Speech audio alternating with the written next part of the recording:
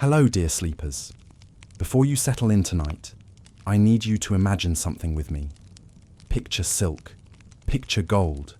Picture a woman so powerful that nations trembled at her signature. Now picture that same woman standing in a room where the air hasn't moved in 3 days, wearing a dress she hasn't washed in 6 months, with teeth the colour of old parchment and breath that could wilt roses. Welcome to the court of Elizabeth-The, where power smelled like a weapon and cleanliness was whatever you could convince people to believe. Tonight, we're going to talk about Hygiene, or rather, the theatrical performance that replaced it. And I promise you, by the time we're done, you'll never look at a Renaissance painting the same way again.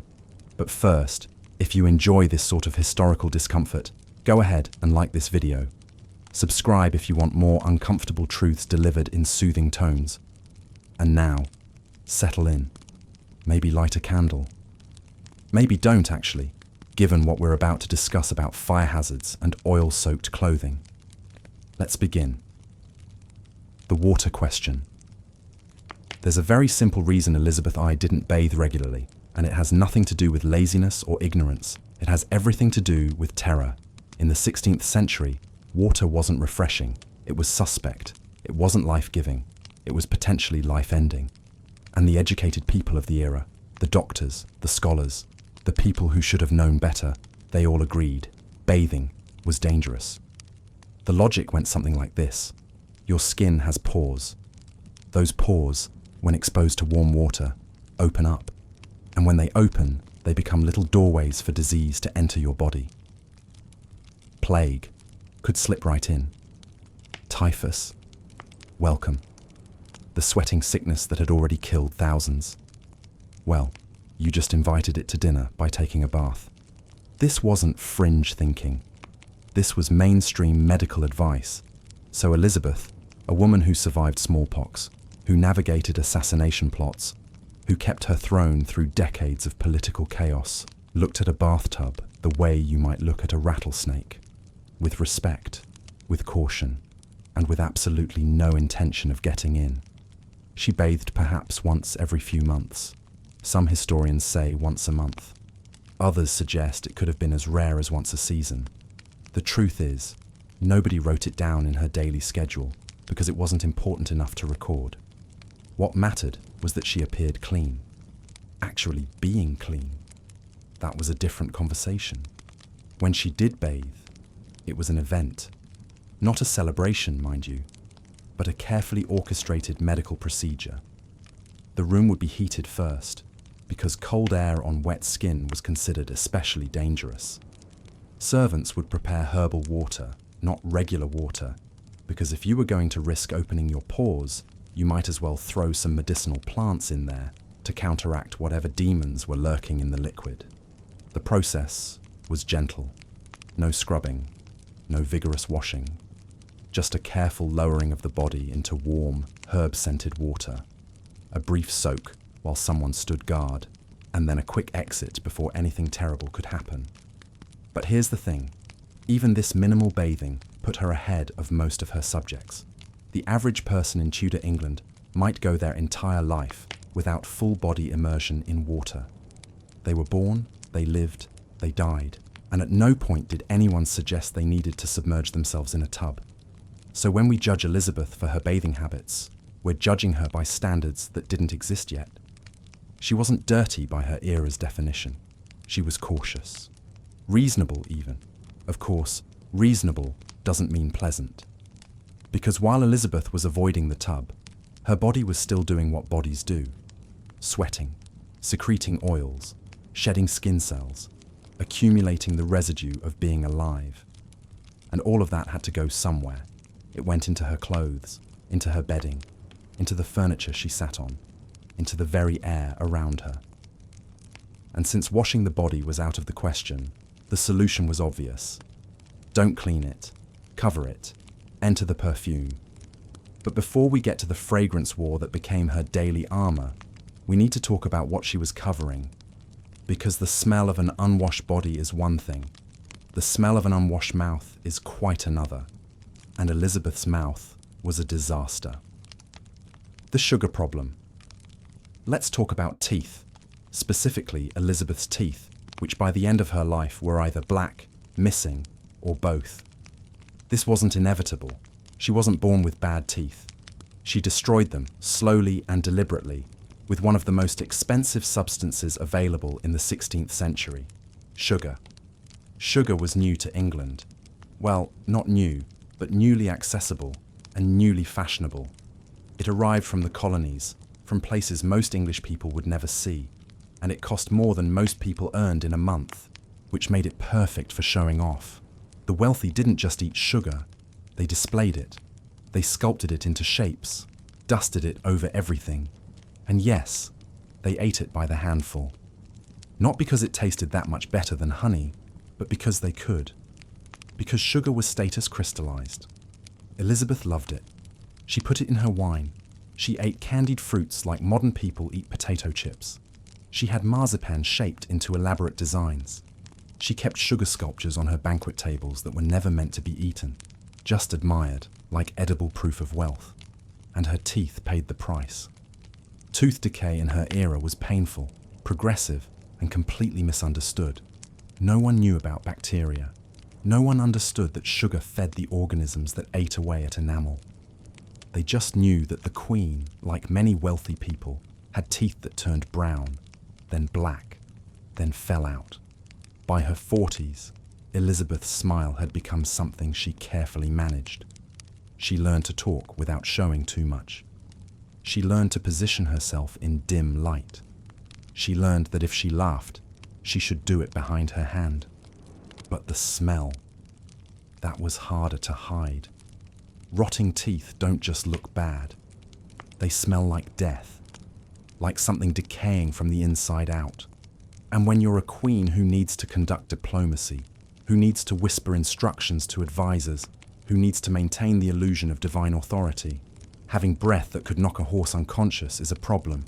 The solutions available were limited and largely useless. She chewed on cloves. They helped briefly with their strong, numbing scent. But cloves can only do so much against the smell of actual decay. She used tooth powders, abrasive mixtures of crushed herbs and chalk that were supposed to clean the teeth. They didn't. They mostly just scraped away at already damaged enamel. She rinsed with wine, with vinegar, with rose water. None of it worked, because you can't rinse away rot. You can only mask it, temporarily, before it comes back stronger. And then there was the pain.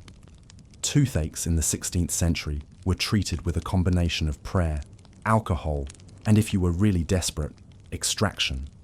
But extraction meant having someone hold you down while another person gripped your tooth with metal pliers and pulled until something gave way. No anesthetic, no precision, just pain and hope. Elizabeth avoided this as long as possible. There's a famous story, possibly apocryphal, about the Bishop of London having a tooth pulled in front of Elizabeth to prove it wasn't that bad, to show her that she could endure it. Whether this actually happened or not, the fact that the story exists tells you something about how terrified she was of the procedure. Eventually, she had no choice. Some teeth were so infected they had to come out, and each extraction left a gap that changed her face, changed her speech, changed the very architecture of her mouth. She stuffed the gaps with cloth to keep her cheeks from sinking in. She learned to talk around the missing teeth. She smiled less and less, but the smell remained. Rotting teeth don't stop smelling just because you remove them. The damage to the gums, the pockets of infection, the other teeth still slowly decaying, all of that continued to produce an odor that no amount of cloves could fully mask. Foreign ambassadors mentioned it. Not directly, of course. They weren't suicidal, but they wrote in their letters home about the Queen's delicate health and the way conversations with her required fortitude. They mentioned standing at a respectful distance. They mentioned the Queen's preference for written correspondence over face-to-face meetings as she aged. They were being diplomatic. They were saying she stank, and Elizabeth knew it. She knew because people's faces changed when she spoke too close. She knew because she could taste it herself, that constant presence of decay in her own mouth. She knew because despite all her power, all her perfume, all her carefully maintained image, this was one thing she couldn't control. So she did what she always did. She adapted. She created rituals around it. She would suck on candied angelica before important meetings, hoping its strong licorice smell would dominate. She would breathe carefully, almost delicately, when speaking to courtiers. She would position herself upwind when possible, letting the breeze carry her breath away from sensitive noses. And she would never, ever acknowledge it. Because to acknowledge bad breath would be to acknowledge decay. And decay meant mortality. And mortality meant she was just a woman, not a queen, not a symbol, just a human being with a rotting mouth and a throne that depended on everyone believing otherwise. The irony, of course, is that the very thing that made her teeth rot, the sugar, was also what she used to maintain her image as wealthy and powerful. The substance that destroyed her smile was the same substance that proved she belonged on the throne. She couldn't give it up. Even when the pain became constant, even when the smell became undeniable, she kept eating sugar. Because stopping would mean admitting defeat. And Elizabeth didn't do that. So she smiled with her mouth closed. She spoke from behind fans and handkerchiefs.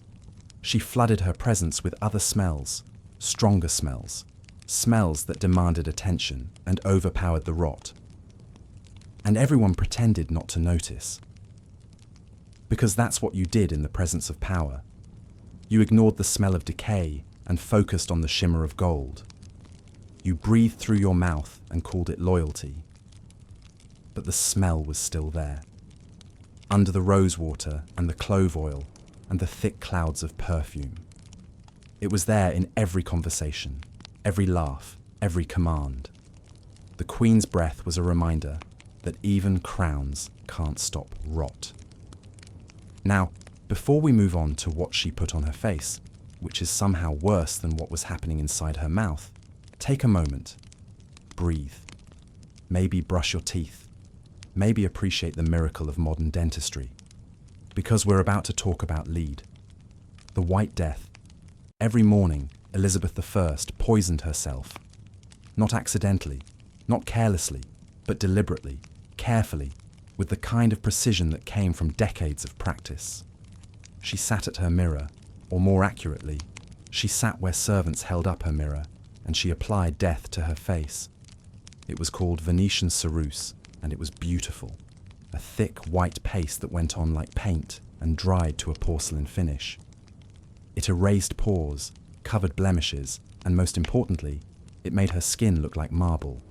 Smooth, pale, untouchable. It was also made from white lead and vinegar. Lead.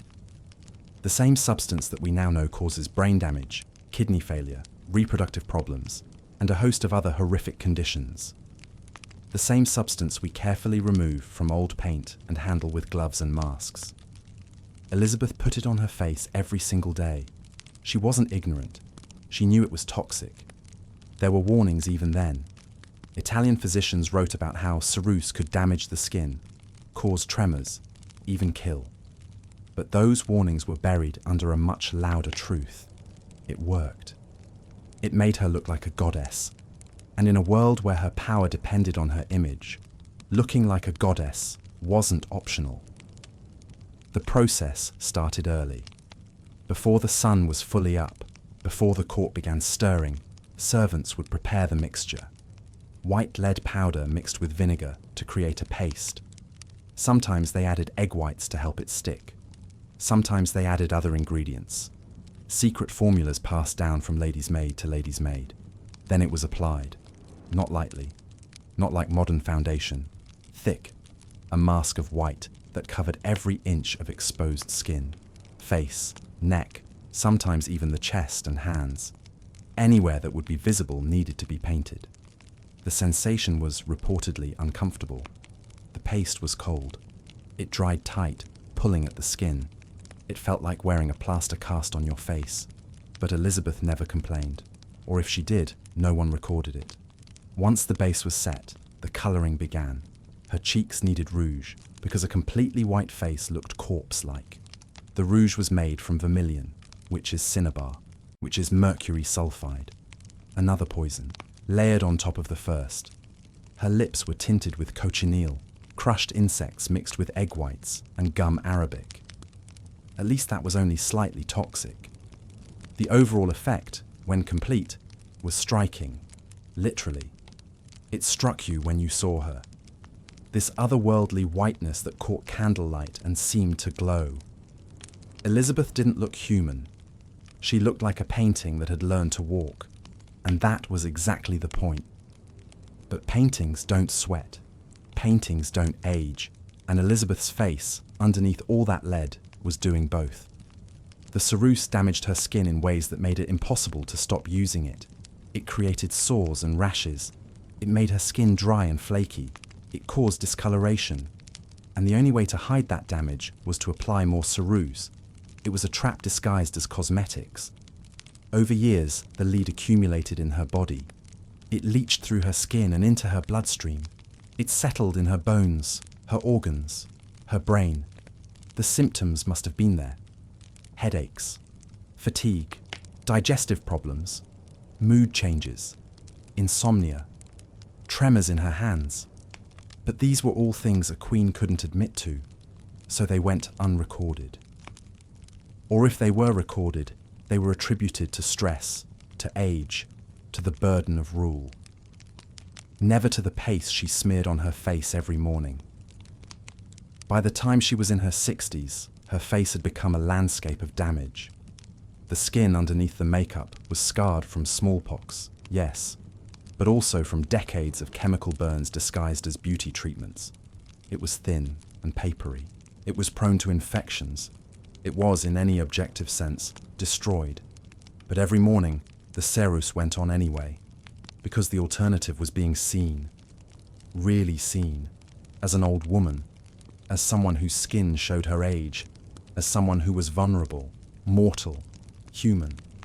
And Elizabeth had spent her entire life constructing an image that had no room for humanity. The courtiers who saw her up close noticed, of course. They saw how the makeup cracked by evening. They saw how it settled into her wrinkles, making them more visible, not less. They saw how sometimes it flaked off in little white pieces that dusted her collar like snow.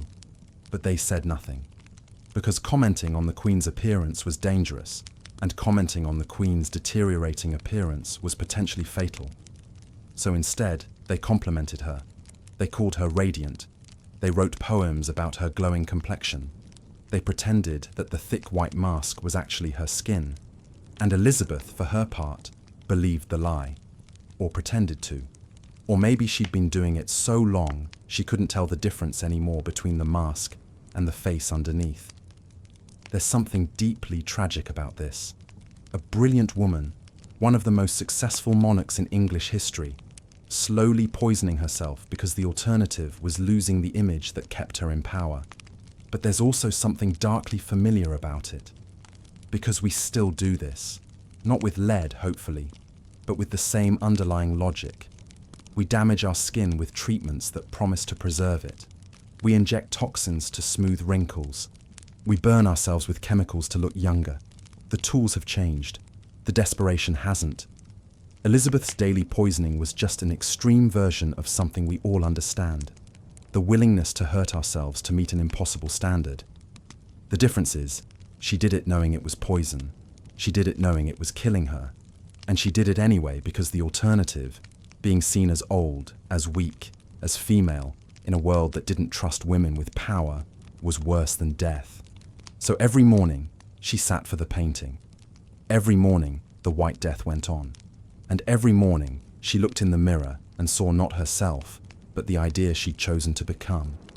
The Virgin Queen, ageless, untouchable, perfect, and slowly dying behind a mask of lead. Now, while you sit with that image, while you maybe touch your own face and feel grateful for modern cosmetics regulations, let me tell you what else she put on her face. Because the lead was just the base layer, the architecture of deception.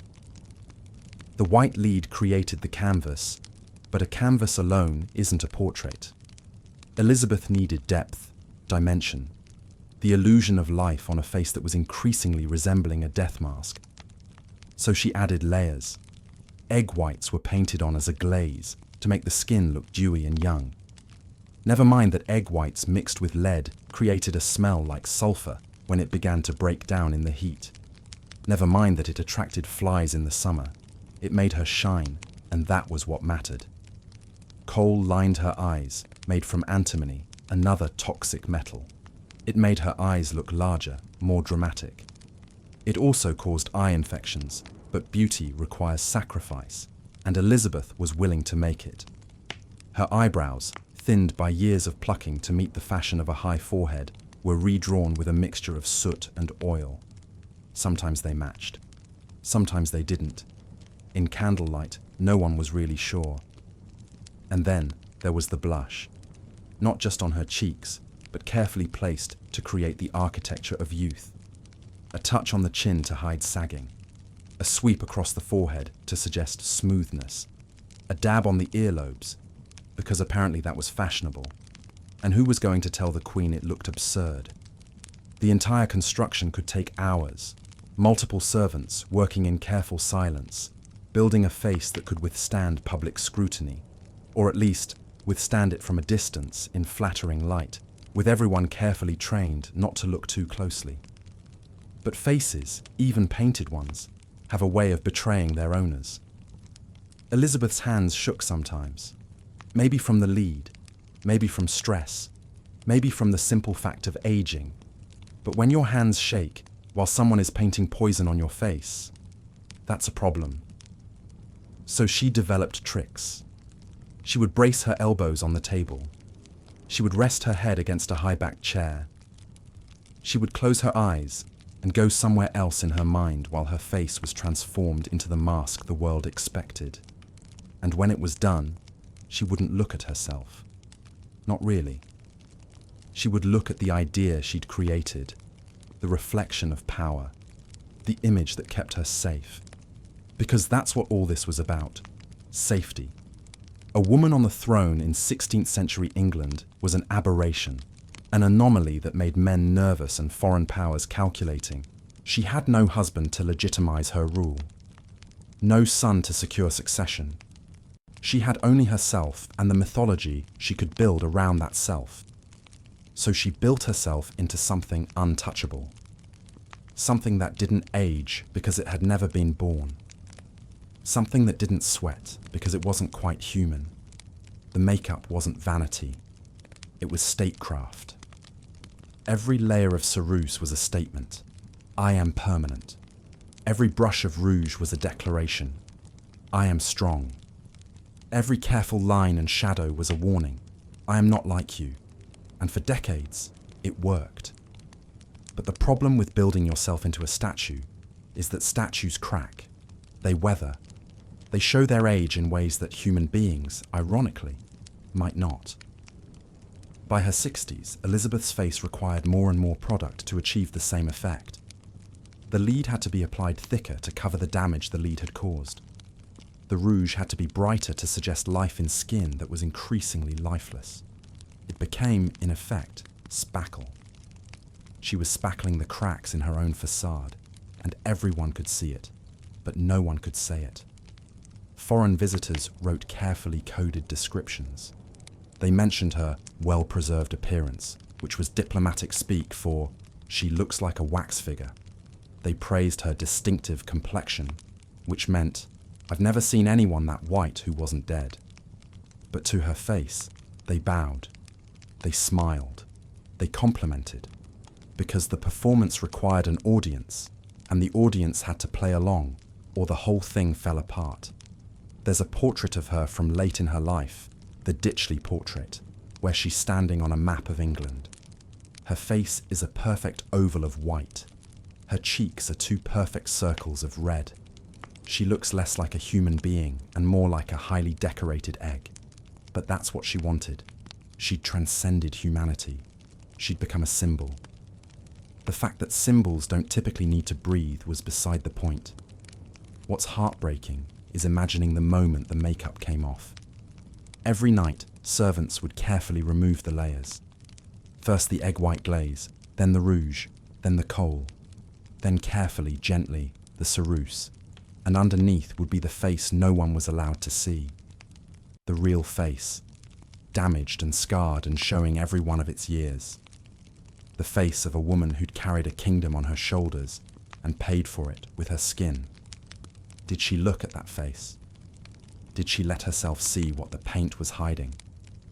Or did she close her eyes and wait for morning, when the transformation could begin again? We don't know. She left no diary entries about it, no confessions, just portraits and diplomatic reports and the careful records of what she bought. Pounds and pounds of white lead, barrels of vinegar, cakes of vermilion. The receipts tell the story her words never did. She was building herself, one poisonous layer at a time, into something that could survive. And the cost was the very face she was trying to save. But before we get too maudlin about her makeup, we need to talk about what went on top of it. Because a painted face is one thing. A painted face, topped with a wig that hadn't been cleaned in years, is quite another. And Elizabeth's wigs were legendary. The crown of hair. Elizabeth's relationship with her hair ended long before her reign did. The smallpox took care of that. When she was 29, she contracted the disease that had killed so many. She survived, which was itself remarkable, but survival came with costs. Her skin was scarred, her immune system was damaged, and her hair fell out. Not all of it, not immediately, but enough. Enough that the thick auburn hair that had been one of her signature features became thin, patchy, a reminder of mortality that she couldn't afford to display. So she did what any sensible monarch would do. She bought new hair. Wigs weren't unusual for the era, at least not among the wealthy. But Elizabeth took the concept and ran with it.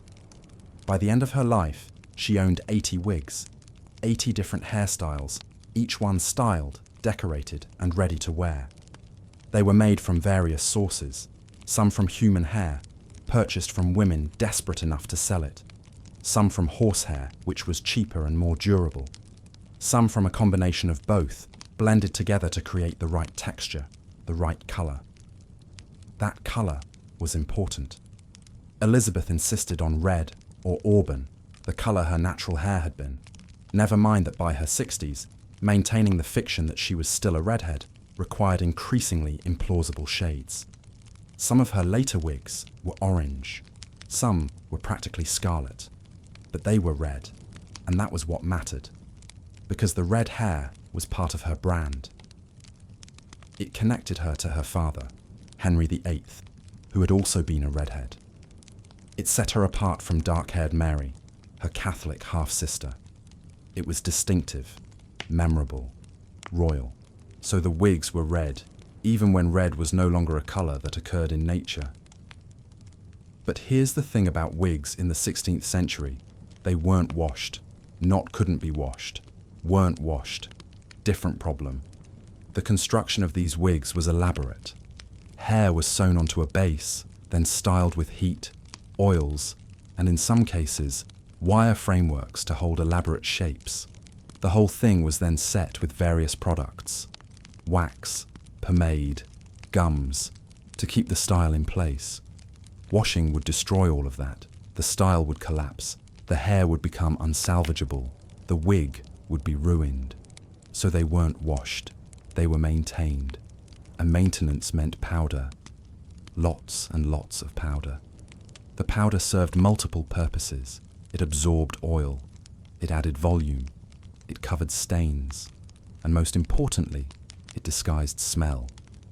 Because wigs, when worn regularly against a sweaty scalp, begin to smell. They absorb the oils from the skin. They trap heat and moisture. They become, essentially, incubators for bacteria. Elizabeth's wigs smelled. There's no delicate way to put that.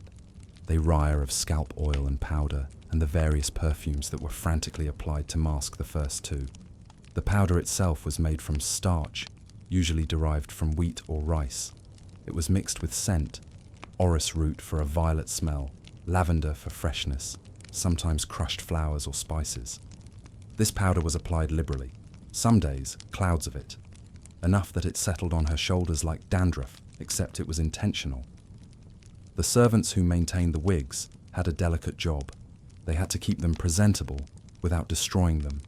This meant brushing them carefully to remove debris and distribute the powder, hanging them near windows to air out, hoping the breeze would carry away the worst of the smell, applying more powder, more perfume, more optimism. Occasionally, very occasionally, spot cleaning stains with a damp cloth, but never, ever submerging them in water. The wigs lived in special boxes when not being worn. These boxes were lined with fabric and stuffed with sachets of dried herbs. The idea was that the herbs would keep the wigs fresh. The reality was that the boxes became concentrated repositories of smell. Opening one was like opening a time capsule of scalp oil and desperation. But the wigs served their purpose. They transformed Elizabeth from a balding woman in her 60s to an eternally youthful monarch with a full head of vibrant hair, from a distance, in the right light. Up close was a different story. Up close, you could see the wig cap. You could see where the hairline didn't quite match her forehead. You could see the powder settling into the creases, and you could smell it. Courtiers learned to breathe carefully around the Queen's head. They learned not to flinch when a gust of powder-scented air wafted toward them. They learned that if the Queen turned suddenly and her wig shifted slightly, the appropriate response was to notice nothing. Because the fiction had to be maintained. The Queen had perfect hair, always, eternally, red and lustrous and completely real. Never mind the wig stand in the corner with yesterday's hair sitting on it like a decapitated pet. The wigs were also heavy. The elaborate styles, the decorations. Some were adorned with pearls, jewels, even tiny ornaments. All added weight. Elizabeth wore these on her head for hours at a time. The headaches must have been constant. The neck strain, real. But she couldn't complain because complaining would break the illusion. So she wore the weight. She smiled through it. She tilted her head just so, in a way that both displayed the wig to advantage and minimized the pain. And everyone pretended they were looking at real hair. The most disturbing part of the wig situation wasn't even the smell or the weight. It was what lived in them. Because wigs, warm and dark and full of nooks and crannies, make excellent homes for insects. Lice were common, so common that they were barely remarked upon. Everyone had them. The Queen having them was unremarkable. What was remarkable was the solution. The wigs would be periodically debugged, which meant having servants painstakingly comb through them with fine-toothed combs, crushing any lice they found.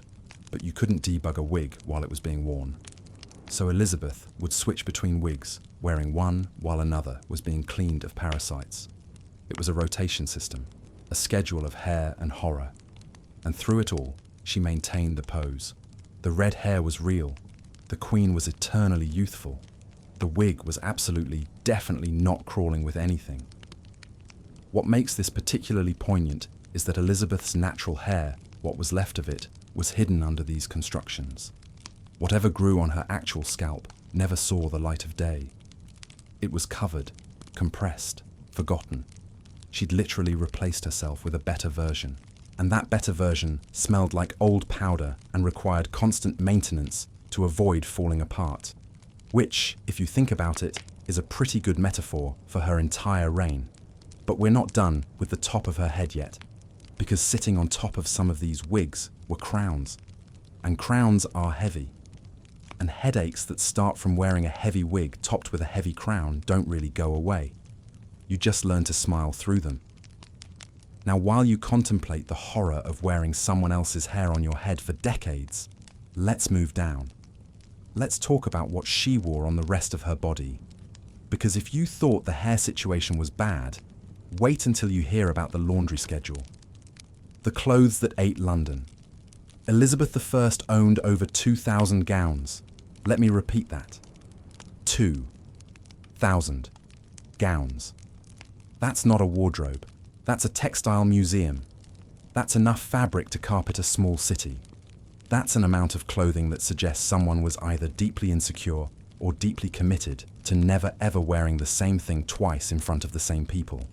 In Elizabeth's case, it was both. But here's the thing about owning 2,000 gowns in the 16th century. You don't wash them. You can't wash them. These weren't simple cotton dresses. These were architectural achievements. Gowns made from velvet, silk, cloth of gold, embroidered with silver thread, encrusted with pearls, jewels, and semi-precious stones. Some were so stiff with brocade that they could stand up by themselves. Water would destroy them. Soap would strip the dyes. The embroidery would tarnish. The jewels would come loose. The very structure of the garment would collapse. So they weren't washed. They were managed. Management meant different things for different parts of the garment. The outermost layers, the ones people saw, were brushed. Servants would use stiff bristled brushes to sweep away visible dirt and dust. This removed surface debris, but did nothing for the oils and sweat that had soaked into the fabric. For stains, there were targeted treatments. A spot of wine might be dabbed with white bread, which absorbed some of the liquid. A grease stain could be covered with chalk or powder and then brushed away, taking some of the grease with it. But these weren't cleaning methods. These were concealment methods. The gown still contained everything it had absorbed. It just looked better. For smells, there was perfume. Always perfume. Sachets of dried herbs were sewn into the linings. Lavender water was sprinkled on the fabric. The entire garment was hung near burning incense, allowing the smoke to seep into every fibre. This created a smell that can only be described as layered. The base note was human: sweat, skin oil, the faint sourness of a body that had worn the dress for 10 hours. The middle note was spice and flowers, whatever perfume had been applied. The top note was smoke and herbs, the incense and sachets. Together, they created something that wasn't quite pleasant, but was distinctive enough to distract from any one component. The undergarments were washed more frequently. The shifts, stockings, and underthings that touch skin directly could be boiled in water with lye soap, but more frequently is relative. Once a week was considered fastidious. Once a month was normal. Less than that was common.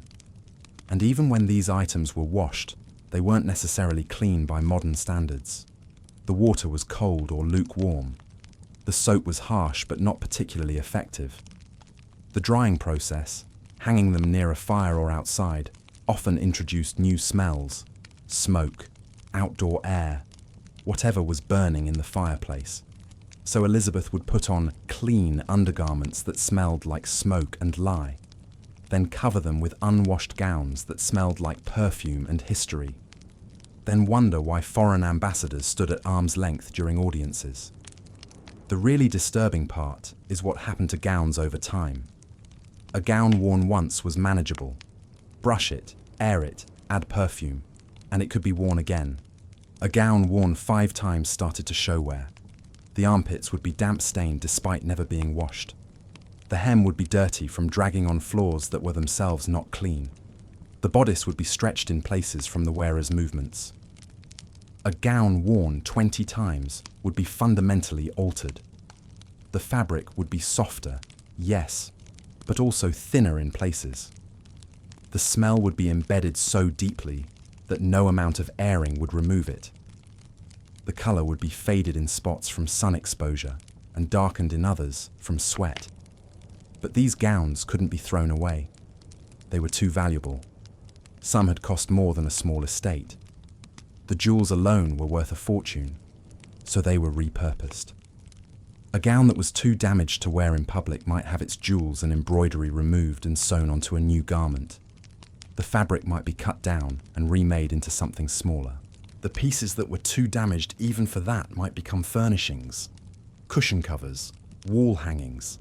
Nothing was wasted, which meant that some of the fabric decorating Elizabeth's chambers had once been pressed against her body, absorbing her sweat, and was now absorbing dust and candle smoke in a different configuration.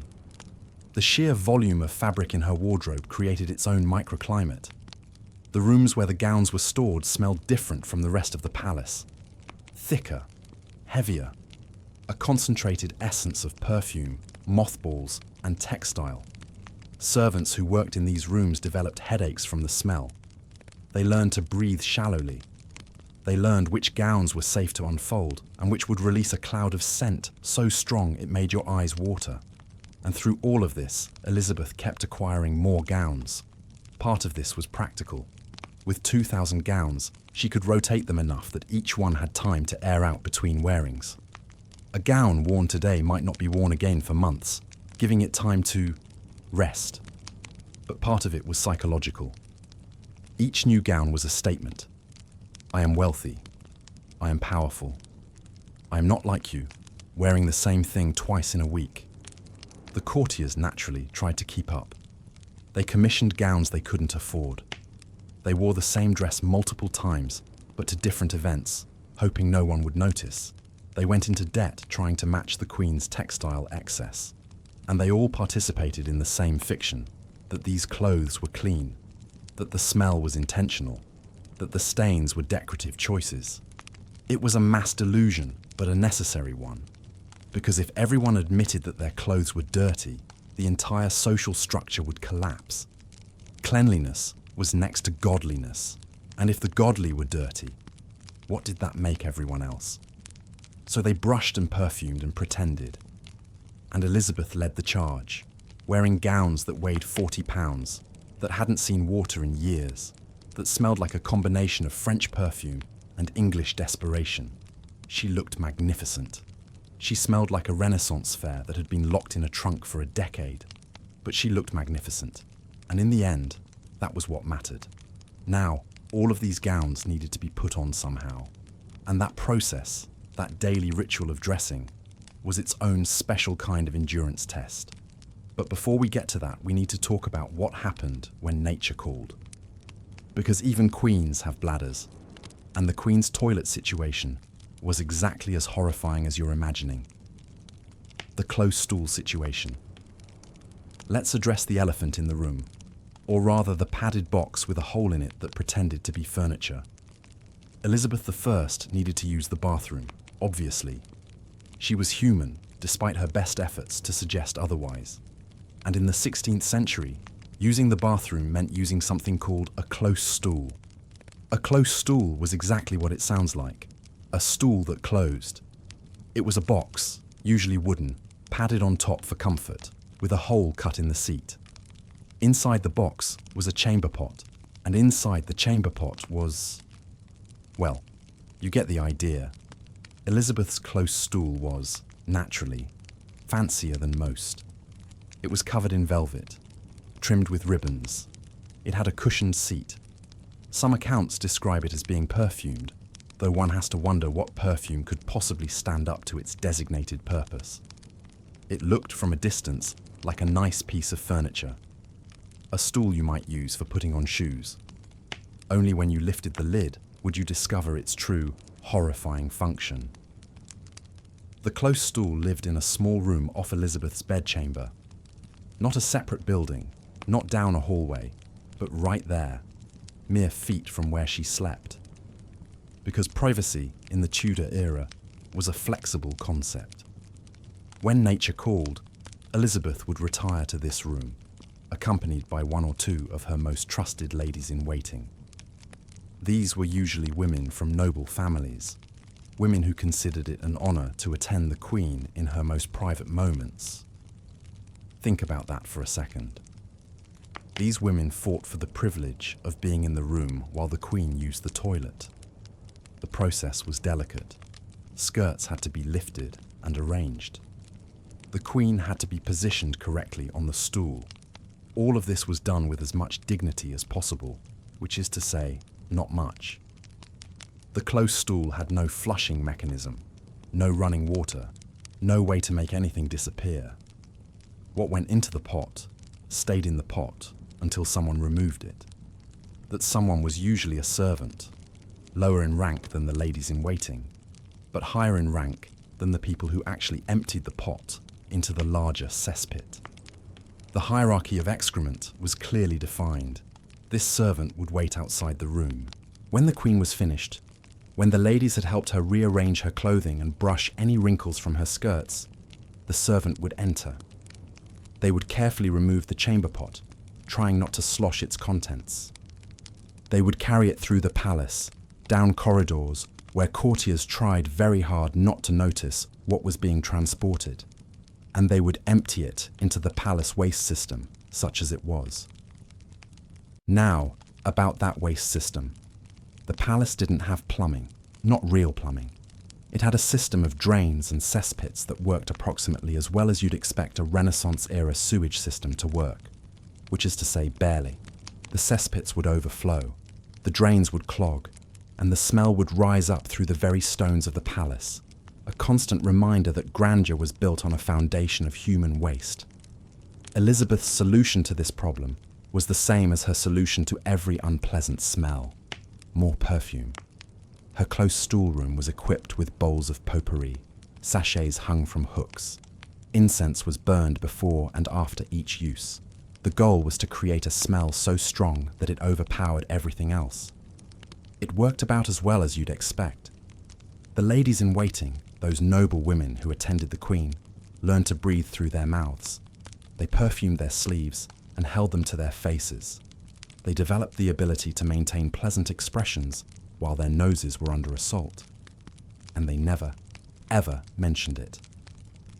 Because mentioning the smell would mean acknowledging what caused it.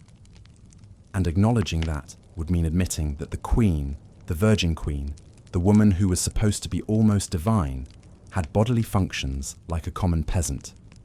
That couldn't be admitted, not even privately. Especially not privately, because private conversations had a way of becoming public. So the fiction was maintained. The Queen retired to her rooms for privacy. What happened during that privacy was never discussed. The servants who dealt with the aftermath were invisible.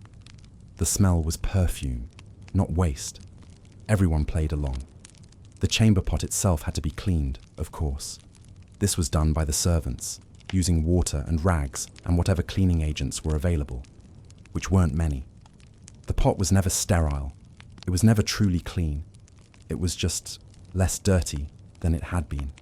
And then it was returned to the close stool, ready for the next use. This cycle repeated multiple times a day. Elizabeth was human. Her bladder worked normally. She used the close stool in the morning, in the afternoon, in the evening, possibly at night. Each time, the same ritual, the same careful removal, the same transport, the same emptying, the same attempt to clean, the same return. The close stool was the most honest piece of furniture in the palace. It couldn't be disguised or perfumed or brushed into submission. It served its purpose, bluntly and without pretense, which is probably why it was hidden in a side room and never mentioned in polite company. There were, occasionally, public appearances where the Queen would be away from her close stool for hours, state occasions, royal progresses, where she travelled to visit nobles. For these situations, she had options. She could limit her drinking in advance, hoping to avoid the need entirely. She could find a private room in whatever house she was visiting and use their facilities, such as they were. Or, in dire situations, she could use a portable close stool. Yes, those existed. A smaller version that could travel with her, carried by long-suffering servants who had clearly angered someone to receive this assignment. But even with all these accommodations, there were surely moments of discomfort. Times when she needed to go and couldn't. Times when she had to maintain her composure while her bladder screamed for relief, and she couldn't show it, couldn't shift in her seat, couldn't excuse herself urgently. Because queens don't have urgent bladder needs. Queens are above such things. So she waited and smiled and probably caused herself no small amount of physical distress in the service of maintaining the royal image. The psychological impact of all this is worth considering. Imagine spending your entire adult life never being able to perform a basic bodily function in private, always having attendance, always being aware that what you're doing will be handled by servants, discussed quietly by ladies in waiting, possibly even examined by physicians who were concerned about your health. Your waist becomes a matter of state. There's no privacy. There's no dignity, at least not in the modern sense. There's only the performance of dignity, the pretense that this is all perfectly normal and not at all humiliating. And Elizabeth did this for over 40 years. Every single day, multiple times a day, she performed this ritual. And every single time, she maintained the fiction that it was all perfectly proper and certainly didn't smell. The close stool situation is perhaps the clearest example of the contradiction at the heart of Elizabeth's reign. She was the most powerful person in England. She commanded armies and controlled the fates of thousands, but she still had to use a toilet, and that toilet was a box with a hole in it, serviced by people who wished they were doing anything else. All the power in the world couldn't change basic biology. All the perfume in the world couldn't mask the truth, but she tried anyway, because that's what being Elizabeth meant. Trying to transcend the body while being trapped inside it. Trying to be divine while dealing with decidedly mortal problems. And if that meant perfuming a chamber pot and calling it dignified, then so be it. Now, speaking of things that required multiple servants to manage, let's talk about getting dressed. Because putting on an Elizabethan gown wasn't like pulling on jeans. It was an engineering project that required a team and possibly a prayer. The daily reconstruction, getting dressed in the morning for Elizabeth, wasn't a casual affair. It wasn't something she could do alone or even with one assistant. It required a team, a dedicated group of women who had trained for this specific task and who knew that a single mistake could result in the Queen being uncomfortable for the next 12 hours. And an uncomfortable queen was a dangerous queen. The process started early, before Elizabeth was fully awake. Servants would enter her bedchamber quietly, carrying everything needed for the day's transformation. Basins of rose water, stacks of linen, the chosen gown, which had been selected the night before. Elizabeth would rise from her bed, where she'd slept in a shift that was, by now, damp with sweat. The shift would be removed and replaced with a fresh one.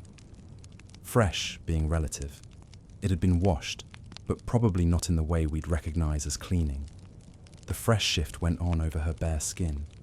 This was the only layer that would actually be washed with any regularity, so it was the most important in terms of actual hygiene. Over the shift came the stockings. These were silk or wool, depending on the season, and they were held up with garters. The stockings hadn't been washed recently. They smelled like feet and dye, and the faint mustiness of the drawer they'd been stored in. Then came the corset, or more accurately, the stays. A rigid construction of wood, whalebone or steel, covered in fabric, designed to create the fashionable silhouette of the era. Flat chest, tiny waist, good posture. The stays were laced from behind. This required at least 2 servants, pulling with coordinated effort, tightening the laces until Elizabeth's torso was compressed into the desired shape. She couldn't do this herself. Even if she'd wanted to, the lacing was in the back, out of reach. She was dependent on her servants for this most basic daily task. And the stays were tight. Breathing became shallower, movement became restricted, but the silhouette was perfect, and that's what mattered. The stays also hadn't been washed. They'd been worn against her body, absorbing sweat for weeks or months. They were aired out between wearings, but that was it. So they smelled like old sweat, and whatever perfume had been applied to combat the old sweat. Over the stays came the farthingale, the structure that gave her skirts their shape. This was a cage made of wood or whalebone, tied around her waist, extending out to create the wide, conical silhouette that was fashionable. The farthingale was awkward. It made sitting difficult and passing through doorways an adventure. But it also made her look imposing, larger than life, and that was the goal. With the farthingale in place, the underskirts began. Layer after layer of fabric, each one adding bulk and warmth. These underskirts were sometimes washed, but not often. They absorbed sweat from the bottom up, wicking moisture away from the shift, but trapping it in their own fibers. Then came the gown itself. The gown was heavy.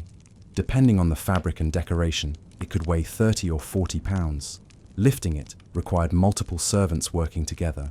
It was placed over Elizabeth's head, carefully so as not to disturb the wig that had already been positioned on her head. Then it was arranged, smoothed, adjusted until every fold fell correctly. The sleeves were separate pieces, attached with pins or ties. This allowed for mixing and matching, different sleeves with different gowns, but it also meant more time, more adjustments, more opportunity for something to go wrong. The servants worked in silence, or near silence. A whispered instruction here, a quiet hold still there. Elizabeth would stand, arms out, while they worked on her like she was a doll being dressed. And in a sense, she was. The woman disappeared inside the costume. What emerged was the queen. Once the gown was on and the sleeves attached, came the jewelry. Necklaces, brooches, rings, earrings. Each piece was heavy. Each piece added to the weight she'd carry all day. The ruff came next, the elaborate collar that framed her face. The ruff was starched until it was stiff, then pleated into the desired shape. It was attached to the gown at the neck, forming a circle of white fabric that made her head look like it was being presented on a platter. The ruff was also impossible to eat in, difficult to drink in, and required her to hold her head at a specific angle. But it looked magnificent, so comfort was irrelevant. Finally, the gloves. Scented, soft, always perfumed. These were the only part of her outfit that would be changed throughout the day. She went through multiple pairs, replacing them as they became too saturated with her hands' moisture. The entire process, from rising from bed to being fully dressed, could take 3 to 4 hours. 4 hours of standing, arms out, being manipulated by servants. 4 hours of gradually being encased in layers of fabric and structure. 4 hours of transformation from woman to icon. And at the end of it, she couldn't sit down comfortably, couldn't bend at the waist, couldn't use her arms freely, couldn't even turn her head fully because of the ruff. But she looked like a queen. And that was the entire point. The discomfort was constant and varied. The corset pressed on her ribs, making breathing shallow. The weight of the gown pulled on her shoulders. The wig pressed on her scalp. The ruff rubbed against her neck. The jewelry was cold and heavy. And she wore all of this for 12, 14, sometimes 16 hours at a time. There was no casual moment, no lounging. Every second in these clothes was work, was performance, was endurance, and through it all, she was sweating. Because all those layers, in a palace without air conditioning, in England's various weather conditions, created heat. Lots of heat. The sweat had nowhere to go. It was trapped against her shift, which absorbed some of it. The rest stayed on her skin, creating a layer of moisture between her body and the fabric. This is where the smell came from. Not from dirt, not from lack of washing, but from this. Hours and hours of sweating into clothes that would never be washed, that would just be aired out and perfumed and worn again. By the end of the day, when the servants finally undressed her, the shift would be damp. The inner layers would be warm to the touch, and the smell, even with all the perfume, would be undeniable. But that smell was private. Only the servants saw it, smelled it, dealt with it. By the time Elizabeth appeared in public, layers of perfume had been applied. The scent of sweat was buried under rose and lavender and musk. And if you were close enough to smell the truth underneath, you were too close. You'd already violated protocol. Your nose was your problem. The servants who dressed Elizabeth knew her body in ways no one else did. They saw the weight she'd lost or gained. They saw the marks the corset left on her skin. They saw the places where the fabric had rubbed her raw. They saw her age in ways the public never did. The sagging skin, the thinning arms, the way she needed more help getting into the corset as the years went on. But they never spoke of it. Their job security depended on silence. Their lives, possibly, depended on discretion. So they dressed her each day and undressed her each night and kept their observations to themselves. And Elizabeth, for her part, endured. Day after day, year after year, decade after decade. The same ritual, the same discomfort, the same transformation from mortal woman to immortal symbol. She had no choice. The crown required it. The image demanded it. The very survival of her reign depended on her ability to look the part, no matter how much the part hurt to wear. So she stood still while they laced and pinned and adjusted. She bore the weight without complaint. She smiled and waved and ruled, all while encased in 40 pounds of fabric and artifice. And when foreign ambassadors marveled at her vitality, at her ability to stand for hours during ceremonies, they had no idea what it cost her. They didn't know about the corset cutting into her ribs. They didn't see the marks on her shoulders from the weight of the gown. They saw the performance, and the performance was flawless. But every performance has a backstage, and backstage was where Elizabeth's body paid the price for her image. Now, all of this assumes she was in good health, but Elizabeth wasn't always healthy. She had illnesses, aches, pains, the normal afflictions of being human. And when you're already uncomfortable from your clothes, being sick just adds another layer of misery. Let's talk about how the Elizabethan court dealt with illness. Spoiler, not well. The medicine show. When Elizabeth got sick, the entire palace went into a carefully controlled panic. Not because they cared about her health specifically, though some did, but because a sick queen meant uncertainty. And uncertainty meant danger, political danger, economic danger, the kind of danger that resulted in civil wars and foreign invasions. So when Elizabeth so much as sneezed, physicians appeared. These were not modern doctors. These were men educated in theories that were ancient even then. They believed in the four humours: blood, phlegm, yellow bile, black bile. They believed illness was caused by imbalances in these humours. They believed the solution was to rebalance them. This led to treatments that were, charitably speaking, counterproductive. When Elizabeth had a fever, they bled her. The theory was that excess blood was causing the fever, so removing some blood would cool her down. In reality, they were weakening an already sick woman, making recovery harder. But bloodletting was standard care, expected. The Queen submitted to it because refusing would suggest she didn't trust her physicians, which would create its own problems. The process involved making small cuts, usually on the arm, and letting blood drip into a bowl. Sometimes they used leeches, which attached to the skin and sucked blood directly. Elizabeth would sit still, watching her blood leave her body, trusting that these men knew what they were doing. They didn't, but no one knew that yet.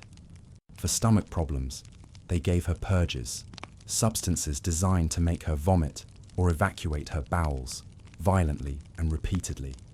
The theory was that this would expel whatever was causing the problem. The reality was dehydration, electrolyte imbalance, and additional misery on top of whatever had made her sick in the first place. But again, this was standard care. This was what you did. You purged the illness out of the body. For headaches, which she must have had constantly given the weight of her wigs and the stress of her position, they applied poultices, mixtures of herbs and other substances, heated and pressed to her temples. Some of these probably helped, in the same way a heating pad helps. Warm pressure feels good. But some of them were actively toxic, containing mercury or other substances that absorb through the skin. She also drank tinctures, alcohol-based extracts of various plants, some medicinal, some poisonous, all of them bitter. The physicians would present these with confidence. "This will ease your head pain, Your Majesty." And Elizabeth would drink it, because what choice did she have? For respiratory problems, they used fumigation. The Queen would sit in a room while herbs were burned, filling the air with smoke. She'd breathe in this smoke, which was supposed to cleanse her lungs. It probably just made breathing harder. But the physicians insisted, and Elizabeth complied, sitting in a smoky room, coughing, while they nodded approvingly. The most disturbing treatments were for her skin problems. Remember, she'd had smallpox. Her skin was scarred, and the ceruse she used damaged it further, so she frequently had rashes, sores, irritations. The treatment? More poison. They'd apply mercury-based ointments. They'd use lead powders. They'd suggest bathing the affected areas in solutions that were probably more harmful than the original problem. And Elizabeth let them, because beautiful skin was more important than healthy skin. A queen who looked perfect was more valuable than a queen who felt good. There were also the preventative measures, the things she did to avoid getting sick in the first place. She carried a pomander, a small ball filled with perfumes and sometimes substances believed to ward off disease. The theory was that disease traveled through bad smells, so good smells would protect you. It didn't work, but it made her smell nice, which was a bonus. She avoided people who were sick when possible, but when possible was rarely. She had duties, audiences, ceremonies. She couldn't always choose who was in her presence, so she relied on her physicians to keep her healthy. And they tried. They really did. They just didn't know how. They prescribed regular bleedings to balance her humours. They gave her tonics to strengthen her constitution. They monitored her urine, her bowel movements, her menstrual cycle, when she still had one, looking for signs of imbalance. Everything was interpreted through the lens of the four humours. Too much blood, bloodletting. Too much phlegm, expectorants. Too much bile, purges. It was a system that made sense within its own logic. It just didn't match reality, and Elizabeth suffered for it. Every treatment weakened her. Every bleeding took strength she needed. Every purge left her depleted. Every toxic ointment damaged her skin further. But she couldn't refuse. Refusing treatment would mean admitting she didn't need it, which would mean admitting she wasn't sick, which would mean all the times she'd claimed illness to avoid some obligation were lies, or it would mean she didn't trust her physicians, which would insult them and possibly make enemies. So she accepted the treatments. She drank the tonics. She sat for the bleedings. She endured the fumigations and poultices and purges. And through it all, she maintained the fiction that she was being healed. When she recovered, it was attributed to the treatments. When she stayed sick, it was because she needed more treatments. The physicians couldn't lose. The toll this took on her body is hard to calculate. The repeated bloodlettings, the toxic medicines, the purges that left her dehydrated, the stress of being constantly monitored, measured, diagnosed. She was simultaneously the most cared for person in England and the most endangered by that care. But it looked good. She had the best physicians. She received the most advanced treatments. She spared no expense on her health. And if those treatments were actually making her worse, well, no one knew enough to question it. The physicians themselves were probably well-meaning. They believed in their methods. They'd studied for years. This was the cutting edge of medical knowledge. It just happened that the cutting edge was a blade pointing in the wrong direction. Elizabeth's attitude toward all this seems to have been pragmatic. She trusted her doctors when she had to, ignored them when she could, and made her own decisions about her health when possible. She knew her body better than they did. She knew what made her feel better and what made her feel worse. But she couldn't always act on that knowledge, because doing so would undermine the system she depended on. So she compromised. She accepted some treatments and declined others. She listened to her physicians but also to her own instincts. She balanced the demands of the role with the needs of her body as best she could. It wasn't enough. Not really. The damage accumulated over the years. The lead, the mercury, the bloodlettings, the stress. Her body kept the score, even when the official records said she was in perfect health. And perfect health she had to maintain, at least in public, because a sick queen was a vulnerable queen, and vulnerability, in her world, could be fatal. So she performed health. She stood when she wanted to sit. She smiled when she wanted to grimace. She attended ceremonies when she wanted to stay in bed. And when she absolutely couldn't, when illness made public appearances impossible, she retreated to her chambers and let the rumors swirl. Is she dying? Is she pregnant? Is she mad? The speculation was probably worse than the truth, but the truth couldn't be admitted. So she let them wonder, recovered in private, and emerged again, smiling, proving the rumors false by her presence. It was exhausting. Being sick was hard enough, Performing wellness while sick was harder, and doing both while being treated with medicine that made everything worse was nearly impossible. But she did it, for decades, because the alternative was losing the throne, losing her life, or both. And Elizabeth was many things, but she was not a quitter. Now, while we're on the subject of things that made her feel terrible, let's talk about her monthly cycles, or rather, the obsessive attention paid to them. Because nothing says privacy violation like having your period become a matter of state. The monthly crisis. In a monarchy that depended on the Queen's ability to produce an heir, Elizabeth's menstrual cycle wasn't just personal, it was political. For the first 2 decades of her reign, every month that passed without her marrying and conceiving was a month closer to crisis. Who would succeed her? What would happen to England? So people paid attention, uncomfortable, invasive, deeply inappropriate attention. Her ladies-in-waiting tracked her cycles. They noted when she was unwell, when she was irritable, when she withdrew to her chambers. They reported to physicians, who reported to advisors, who whispered to each other about the Queen's fertility. Elizabeth's period was possibly the least private bodily function in history. The reason for this obsession was simple. A pregnancy would solve everything. It would secure the succession. It would prove her health. It would answer all the questions about what would happen when she died. But Elizabeth never married, never conceived, never gave them the heir they desperately wanted. And month after month, year after year, her cycle became evidence of failure. Not her failure exactly, but the failure of the system that needed her to be something she wasn't going to be. The practical aspects of menstruation in the Tudor era were their own special horror. There were no tampons, no pads, no menstrual cups. There were folded cloths pinned to undergarments that absorbed blood until they were saturated, then were washed and reused. These cloths were called clouts, which is possibly the least appealing name for anything ever. The clouts had to be changed regularly, which meant Elizabeth had to retreat to her chambers multiple times a day during her period. She had to remove layers of clothing to access the undergarments. She had to unpin the soaked cloth and replace it with a fresh one.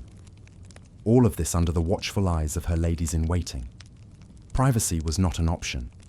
The soiled cloths were handed to servants, who washed them in cold water. Hot water would set the stains, so the servants would scrub and rinse and scrub again, trying to get the cloths clean enough to use again. It was unpleasant work, and it was necessary work, and it was work that reminded everyone involved that the Queen, for all her power, was still subject to the same biological processes as everyone else. Elizabeth herself had to deal with the cramps, the bleeding, the fatigue that came with her cycle, but she couldn't show it, couldn't take a day off, couldn't cancel an audience because she was cramping. She had to smile and stand and rule, all while bleeding through layers of cloth and hoping nothing leaked through to her outer garments. The fear of leaking must have been constant. A stain on her dress would be humiliating. It would also be political ammunition, proof of weakness, evidence of mortality. So she was careful. She wore dark colours during her period when possible. She limited her movements. She positioned herself so that any potential stain would be hidden. And she probably bled through anyway sometimes, despite all precautions, because bodies don't care about politics. When that happened, her ladies would quickly cover it up, rearrange her skirts, stand in strategic positions, anything to prevent the stain from being seen. The complicity required to maintain Elizabeth's image extended even to this. Her ladies protecting her from the humiliation of a visible period stain, her servants pretending they hadn't seen, everyone playing along with the fiction that the Queen didn't menstruate, or if she did, it was a clean, dignified process that left no trace. As Elizabeth aged, her periods became irregular. This was normal, a sign of approaching menopause. But it sparked a whole new round of speculation. Was she pregnant? Was she sick? Was she dying? Every missed period was a crisis.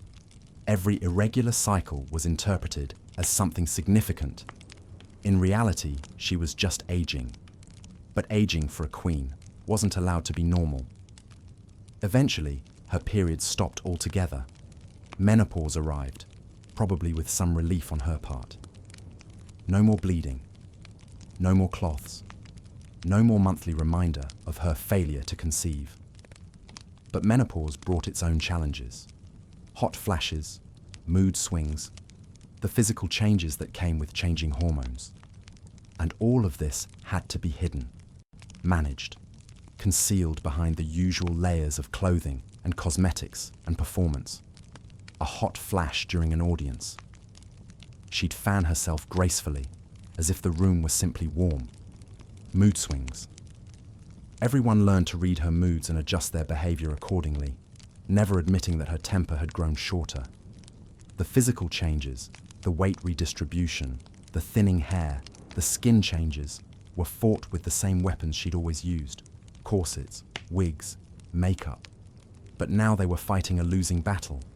Menopause wasn't something you could simply cover up. It changed the body fundamentally. Elizabeth adapted. She always adapted. The corsets got tighter to maintain the silhouette. The wigs got bigger to compensate for hair loss. The makeup got thicker to cover the age spots and the changes in skin texture. She fought time itself, and while she couldn't win, she could slow down the evidence of her loss. Through all of this, the invasion of privacy continued. Even after her period stopped, people still tracked her health, still watched for signs, still whispered about her body and its failings. Because she wasn't just a woman, she was a queen, and queens' bodies belong to the state. It's hard to imagine living like this. Every biological function monitored, every physical change noted and discussed. Your period schedule known to your servants. Your menopause debated by diplomats. The psychological toll must have been immense. But Elizabeth endured it. She had no choice. The price of the crown was this: your body is not your own.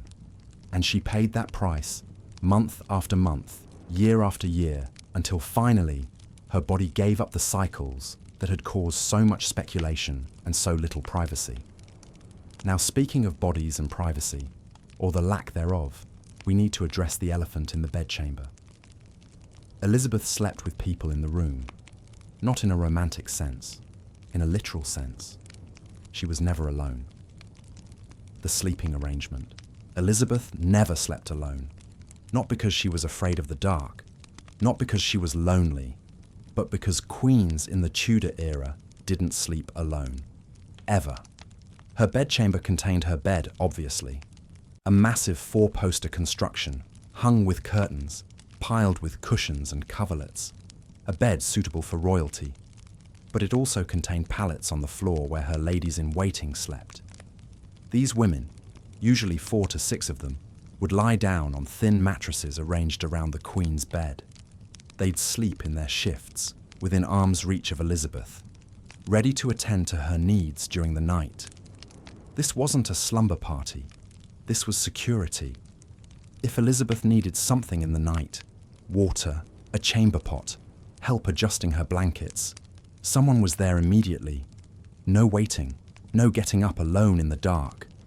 But it also meant she was never alone, never completely private. Even in sleep, she was being watched. The ladies rotated. Not everyone slept in the Queen's room every night, but someone always did.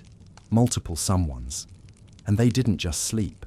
They were light sleepers, trained to wake at the slightest sound from the Queen's bed.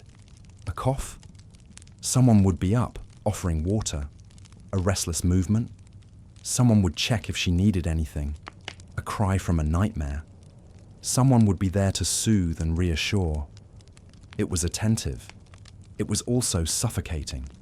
Elizabeth's sleep became a performance, like everything else. She couldn't snore too loudly, couldn't toss and turn too much, couldn't talk in her sleep and say something that might be repeated. Even unconscious, she had to maintain some level of dignity. The room itself was kept dark, but not completely dark. Candles burned low through the night, providing just enough light for the ladies to see if they needed to. This meant Elizabeth slept in a room that was never truly dark, never truly quiet. always containing the presence of others. The smell in the room must have been intense. 6 or 7 women, sleeping in a closed room with minimal ventilation, body heat, breath, the various smells that bodies produce during sleep. The mattresses they slept on were rarely cleaned. The blankets they used were rarely washed. The room itself was perfumed, but perfume can only do so much against the accumulated smell of multiple sleeping bodies. Elizabeth, behind her bed curtains, had some protection from the worst of it. The curtains created a pocket of relatively isolated air, but they also trapped heat and her own body's smells. So she slept in a personal fog of her own creation, surrounded by a larger fog created by her attendants. It wasn't pleasant, but it was normal. The ladies in waiting, for their part, had to pretend to sleep while actually remaining alert. They had to breathe quietly. They couldn't snore. They couldn't move too much and disturb each other. They were sleeping, but also performing sleep, just like the Queen. The strangest part of this arrangement was the intimacy it created. These women heard Elizabeth's sleep sounds. They saw her when she woke before the wig and makeup went on. They knew if she had nightmares, if she slept poorly, if she talked in her sleep. They knew her in ways the public never could, and they were bound to silence about it. What happened in the bedchamber stayed in the bedchamber. Or else. This created a strange bond. These women were servants, yes, but they were also the only people who saw Elizabeth as just a woman, sleeping, vulnerable, human. Did Elizabeth appreciate this, or did she resent it? Probably both. Having someone there when she needed help in the night was practical. Having someone watch her sleep was invasive. But she couldn't change it. This was how queens lived. This was the price of the crown. So she slept, or tried to, surrounded by the sounds of other people breathing. She woke in a room that smelled like 7 people's sleep. She had her morning needs attended to by women who'd been lying on the floor beside her bed all night. Privacy was a luxury she simply didn't have. Even her dreams weren't entirely her own. If she cried out in her sleep, if she thrashed during a nightmare, it was witnessed, noted, possibly remembered, and repeated. Her unconscious mind was under surveillance. The psychological impact of this is hard to measure. Humans need privacy. We need moments alone with our thoughts, our dreams, our bodies. Elizabeth had almost none. Her days were public. Her dressing was attended. Her meals were watched. Her toilet was assisted. And even her sleep was witnessed. The only truly private moments she had were inside her own head. And even those weren't safe if she talked in her sleep. Some historians suggest this is why Elizabeth never married. Not because she didn't want to, but because marriage would mean sharing a bed with someone permanently. It would mean even less privacy than she already had. It's a theory, and it's plausible. After all, if you've spent your entire adult life never sleeping alone except for servants, the idea of adding a husband to that mix might not be appealing. Especially when that husband would have legal rights over you, would expect certain things, would be another person watching, judging, knowing you in ways you couldn't control. Maybe Elizabeth looked at her sleeping arrangements and thought, this is bad enough. I don't need to add a man to this situation. Or maybe she just got used to it. Maybe the presence of sleeping attendants became so normal that she couldn't imagine sleeping any other way. Either way, she slept, or tried to, in a room that was never silent and never empty. And in the morning, the cycle began again. The ladies would rise.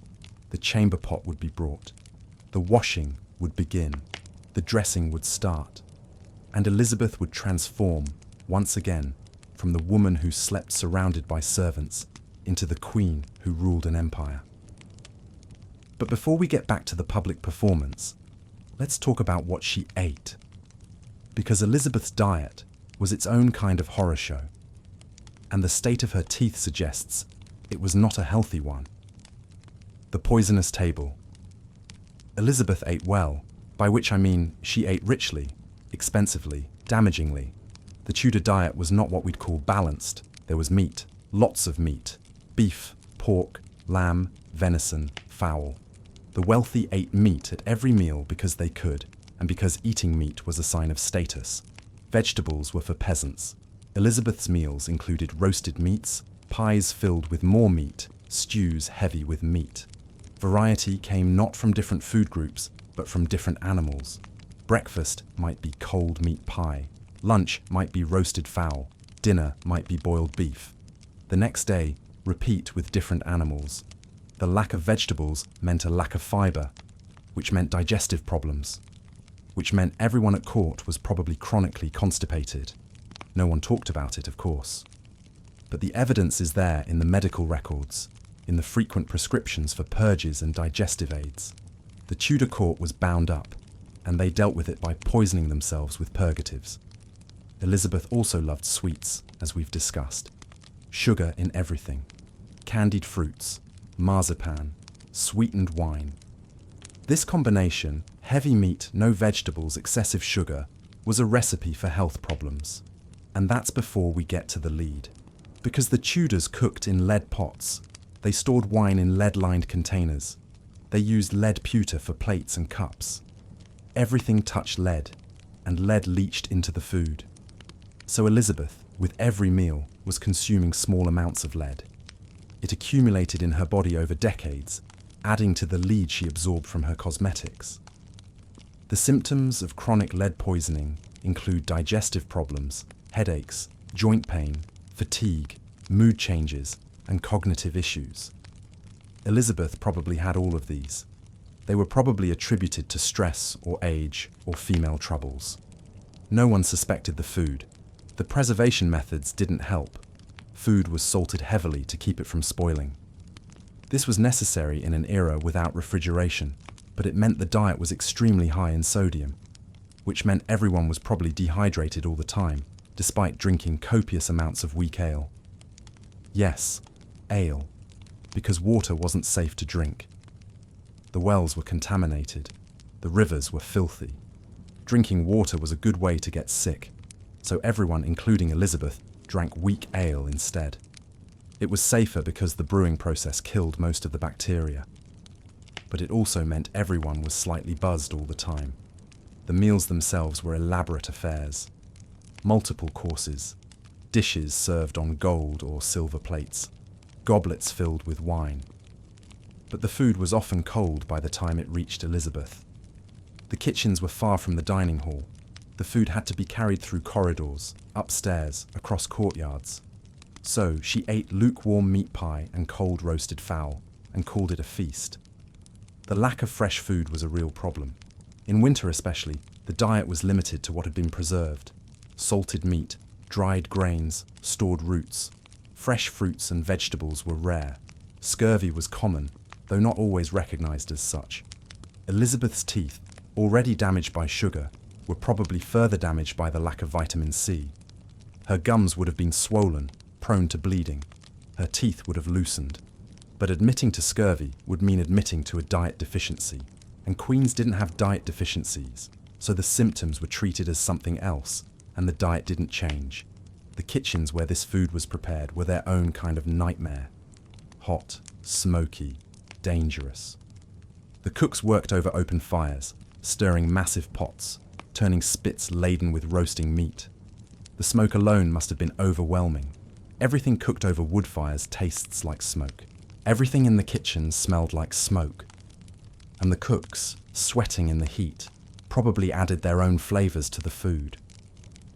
A drop of sweat here, a wipe of a dirty hand there.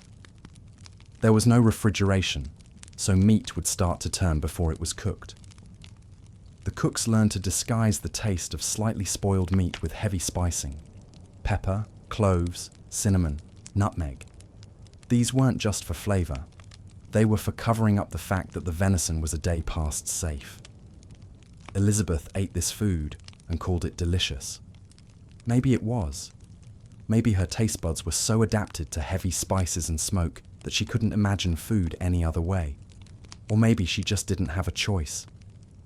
The food served at court had to be impressive, had to be elaborate, had to prove England's wealth and power. Whether it tasted good or was actually nutritious was secondary. So Elizabeth ate her lead-contaminated, heavily salted, overly spiced, partially spoiled meat with sugar-covered everything for dessert. And she washed it down with wine that had been stored in lead-lined containers. And she wondered why she felt unwell so often. The physicians, of course, blamed her humours. Never the diet, never the lead, never the lack of vegetables. They prescribed bloodletting for her digestive problems, purges for her headaches, tonics for her fatigue. They never suggested she eat an apple. Looking at Elizabeth's diet from a modern perspective is genuinely horrifying. It's a masterclass in how not to eat. But it was normal for her time, expected even. This was how the wealthy ate. And the wealthy lived longer than the poor, so clearly it was working. Except it wasn't. The wealthy lived longer because they had shelter and weren't starving, not because their diet was good. Elizabeth's diet was slowly killing her. The lead was accumulating. The lack of nutrients was weakening her. The excessive salt was straining her kidneys. But she looked wealthy. She looked powerful. She looked like someone who ate well. And in her world, looking the part was more important than actually being healthy. So she kept eating the poisonous feast, kept drinking the contaminated wine, kept consuming sugar despite her rotting teeth, because stopping would mean admitting there was a problem. And queens don't have problems. They have challenges that they overcome with grace and poisonous meat pies. Now, all this food and drink had to go somewhere, and we've talked about the close stool, but we haven't talked about what happened when the palace waste system failed, which it did, regularly, when the drains failed. The palace sewage system, such as it was, worked on the principle of gravity and hope. Mostly hope. Waste from the close stools was emptied into drains that led to cesspits. These pits were supposed to be emptied regularly by gong farmers, men who had possibly the worst job in history, shoveling human waste out of pits in the middle of the night. The gong farmers were only allowed to work at night, because the smell was so bad that doing it during the day would have made the palace uninhabitable, which tells you something about how bad it was. These pits, when they worked, contained the waste out of sight, if not out of smell. But they didn't always work. Sometimes they overflowed. Sometimes the drains clogged. Sometimes waste backed up into the palace itself. And when that happened, there was no quick fix. No plumber to call. No modern sewage system to fall back on. There was just the smell and the rising panic. When a drain failed, servants would frantically try to unclog it. This involved long poles, a lot of cursing, and probably vomiting from the smell. If that didn't work, the drain would be abandoned. The close stool would be moved to a different location. The failed drain would be sealed off as best as possible, and the smell would linger for days, sometimes weeks. Perfume could only do so much. Incense helped, slightly. But when you have a backed-up sewer in your palace, there's no real way to hide it. The courtiers would try. They'd perfume themselves even more heavily. They'd breathe through scented handkerchiefs. They'd hold their breath when walking past certain corridors. But everyone knew. Everyone could smell it. Everyone just pretended they couldn't. Because acknowledging the smell would mean acknowledging that the palace, the seat of English power, had sewage backing up into the halls. That wasn't the image they wanted to project. So they ignored it, powered through it, acted like everything was fine while walking through corridors that smelled like an open sewer. Elizabeth herself would sometimes relocate when the smell got too bad. She'd move to a different part of the palace, or leave entirely, going on a progress, to visit nobles at their estates. The progresses served multiple purposes. They showed her to her people. They reminded nobles of their duty to her. They spread the cost of hosting the court among multiple estates instead of just one. And they gave the palace time to air out. While Elizabeth was gone, servants would work frantically to fix the drainage problems. They'd empty the cesspits. They'd unclog the drains. They'd scrub and perfume and ventilate. And by the time the Queen returned, the worst of the smell would have faded. Until the next time. Because the system was fundamentally flawed. You can't support a palace full of people with a medieval sewage system. It was always going to fail. But upgrading it would have been expensive, It would have required tearing up parts of the palace. It would have been disruptive, and Elizabeth had other priorities, like wars and wardrobe. So the drains continued to fail, and the palace continued to smell, and everyone continued to pretend this was all perfectly normal. The River Thames, which ran near the palace, didn't help matters. It was the primary sewer for all of London. Everything eventually ended up in the Thames. Human waste, animal waste, industrial runoff, dead animals, garbage. The smell coming off the Thames in summer was legendary. Parliament once had to end a session early because the smell was so bad lawmakers couldn't concentrate. They called it the Great Stink, and it happened decades after Elizabeth died. But even in her time, the Thames reeked, especially at low tide, when the mud flats were exposed and the smell was overwhelming. Elizabeth's palace was right there, downwind, close enough that she could hear the river, close enough that she could definitely smell it. There was no escaping the stink of London. It was part of living there. The best they could do was perfume themselves and try to stay upwind. Inside the palace, the failed drains created their own ecosystem. The backed-up waste attracted rats. The rats attracted cats. The cats sometimes fell into the waste. The whole thing was a cycle of horror. Servants dealt with it as best they could. They set traps for rats. They cleaned up the mess when animals died in the waste. They tried, with limited success, to keep the palace functional despite the failing infrastructure. And through it all, the court continued. Banquets were held in rooms where the smell of sewage wafted through the windows. Diplomatic meetings occurred in corridors where the drains had failed last week. The performance continued because stopping would mean admitting defeat. And England, under Elizabeth, did not admit defeat. Not to Spain, not to France, and certainly not to its own sewage system. So they powered through. They perfumed and pretended. They held their heads high while their noses suffered. And Elizabeth, at the center of it all, maintained her image. Clean, fragrant, divine, while standing in a palace that occasionally smelled like the world's most expensive outhouse.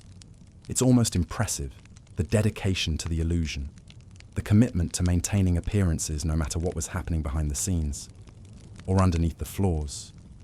But that was Elizabeth's reign in a nutshell. Beautiful on the surface, complicated underneath, and occasionally, quite literally, full of shit. Now, we're nearing the end of our journey through Tudor hygiene horror. But before we finish, we need to address the biggest fiction of all, the Virgin Queen. Not the political implications, the physical ones. Because virginity, in Elizabeth's time, was supposedly visible on the body, and maintaining that appearance was yet another layer of performance. The final fiction. Elizabeth was called the Virgin Queen. This wasn't just a poetic title, it was a political statement, a religious image, a claim about her body that was supposed to be literally true, and maintaining it required, like everything else, careful management of appearance. The idea of virginity in the Tudor era was deeply entwined with bodily purity. A virgin was not just someone who hadn't had sex.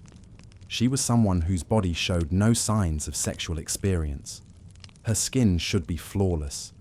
Her complexion should glow. Her body should be youthful, untouched, preserved.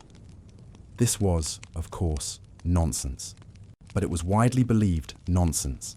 So Elizabeth had to look virginal, which meant looking young, which meant all the makeup, all the wigs, all the carefully managed wardrobe. It wasn't vanity, it was proof. The white skin, achieved through poisonous ceruse, wasn't just fashionable, it was a sign of purity. Paleness meant you stayed indoors, away from corrupting influences. It meant innocence preserved. The elaborate gowns, the high necklines, the covered arms, these weren't just modest. They were armor against speculation. If no one could see your body, no one could argue about its state. The physicians, of course, knew better. They examined her during illnesses. They would have known if she'd been pregnant. They would have seen evidence if she'd been sexually active. But they kept quiet. because the Virgin Queen narrative was too important to disrupt. Besides, the truth was probably boring. She probably was a virgin, not because she was divine, but because getting pregnant without being married would have been political suicide. And Elizabeth was many things, but she wasn't suicidal. Still, the rumors persisted. She was secretly married. She'd had lovers. She'd had children who were hidden away.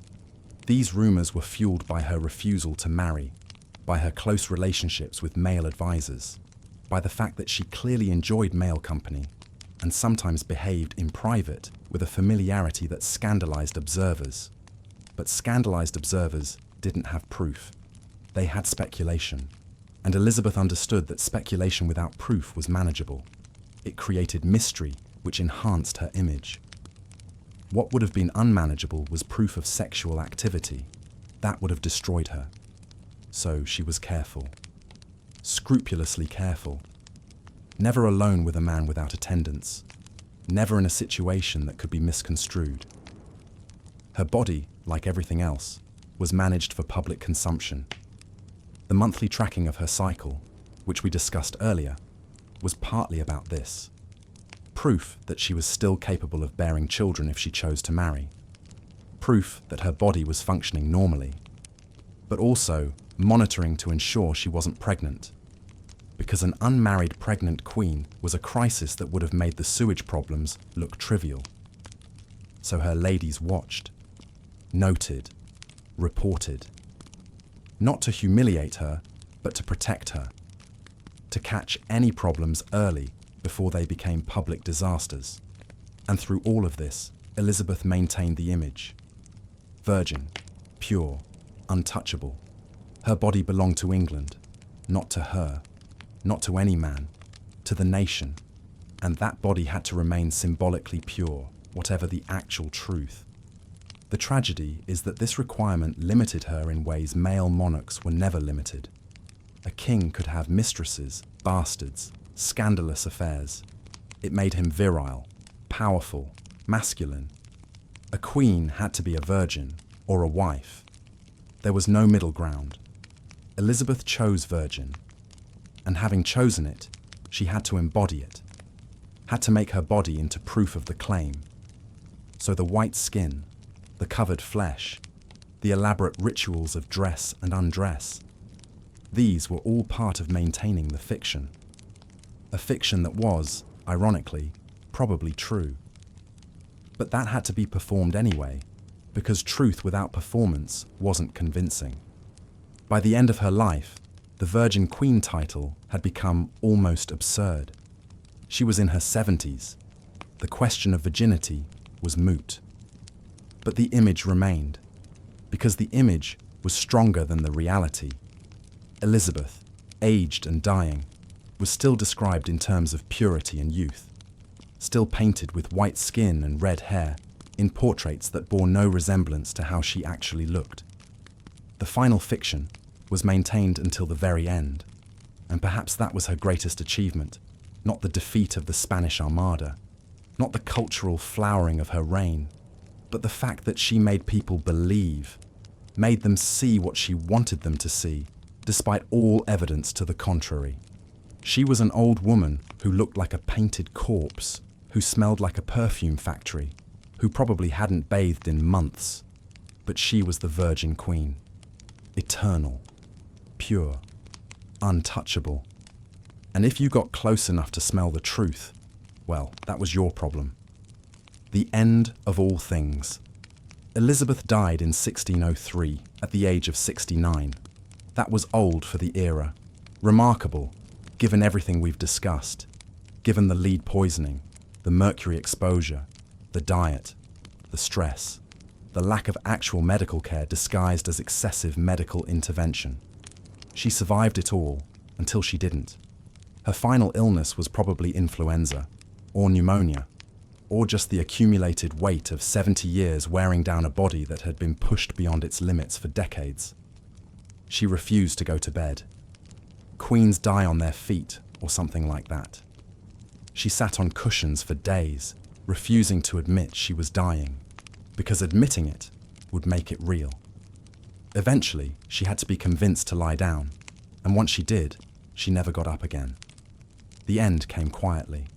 She slipped into unconsciousness. Her breathing slowed, and then stopped. The Virgin Queen was dead, and immediately, the machinery of state moved to deal with the body, because bodies, even royal ones, decay. And Elizabeth's body had been so carefully managed in life that managing it in death was second nature. They washed her, finally, thoroughly, with water. All the lead and rouge and egg white washed away, the real face revealed. The ladies who did this didn't record what they saw, but they saw everything. The ravages of smallpox, the damage from decades of cirrhosis, the missing teeth, the thin hair, everything the public never saw. They dressed her in clean linens, wrapped her in cloth, prepared her for burial, and then she was placed in a lead coffin. The lead that had poisoned her in life would now preserve her in death. The coffin was sealed. The Queen was gone.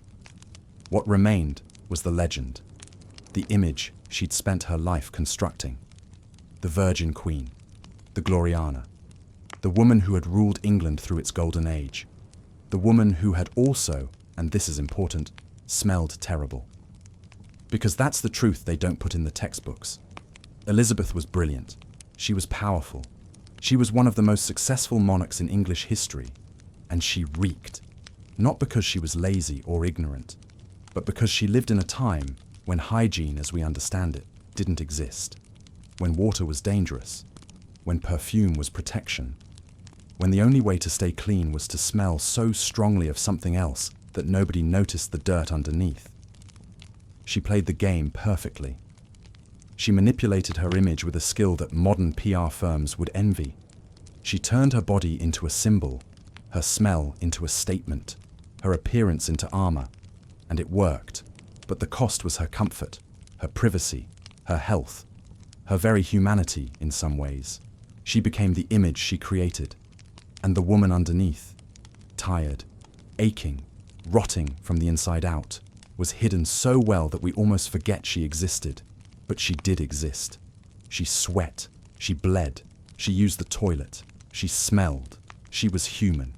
And that humanity, that basic biological reality, is what makes her story so compelling, because we can relate to it, not to the lead poisoning or the sewage-filled palace, but to the pressure to maintain an image, to look perfect, to hide our flaws. We're still doing it, with different tools, but the same desperation. We filter our photos, we airbrush our imperfections, we present curated versions of ourselves to the world while hiding the reality. Elizabeth just took it to an extreme. She filtered her reality with lead and perfume. She airbrushed her life with makeup and wigs. She curated her image with a dedication that bordered on obsession. And in doing so, she became immortal. Not the woman, but the image. We remember Gloriana, the Virgin Queen, the defeat of the Armada, the Golden Age. We forget the sweat-stained shift, the rotting teeth, the backed-up drains, but both were real. Both were Elizabeth. And maybe that's the lesson, that greatness and grossness can coexist, that you can change the world while smelling like old cheese, that human bodies are messy and difficult and require maintenance. But they're also capable of remarkable things. Elizabeth ruled for 45 years. She navigated religious conflicts, foreign wars, and political intrigue. She turned England into a major power, and she did it all while wearing 40 pounds of unwashed clothing and breathing through a cloud of her own perfume. That's not just impressive, that's almost incomprehensible. So yes, her hygiene was disgusting, by modern standards, by any reasonable standards. It was horrifying, but it was also normal for her time. And it didn't stop her from being extraordinary, which suggests that maybe, just maybe, being clean isn't the most important thing. Being effective, being strong, being smart. These mattered more. Elizabeth was all of these. She was also dirty, really, truly, undeniably dirty. And somehow, that makes her more relatable, not less, because we're all trying to hold it together. trying to look good while dealing with bodies that sweat and age and fail. She just did it with more lead and less plumbing. Epilogue. The smell of history. Now, as you lie there, ready for sleep, I want you to imagine something. Imagine you could travel back in time. You're in Elizabeth's court, the palace at Greenwich maybe, or Richmond. You're dressed in appropriate clothing, layers of unwashed fabric, stiff with embroidery. You smell like whatever perfume you could afford, which is probably not enough. You enter the presence chamber. The Queen is there. What hits you first isn't the sight of her. It's the smell, layer upon layer of scent, rosewater and musk and civet and ambergris, and underneath it all, the faint sourness of a body that hasn't been properly washed in months. The room is hot. Hundreds of candles. Hundreds of bodies. No air circulation. The smell of tallow from cheap candles mingles with expensive perfume. The smell of wool from clothing mingles with the smell of people. You breathe through your mouth, trying not to gag. Everyone else seems fine. Because this is normal. This is just how things are. The Queen speaks. You try not to notice her breath. Try not to see the black teeth. You focus on her words, her presence, her power, because that's what everyone else is doing. And slowly, your nose adjusts. The smells fade into background. You stop noticing. You see the performance instead.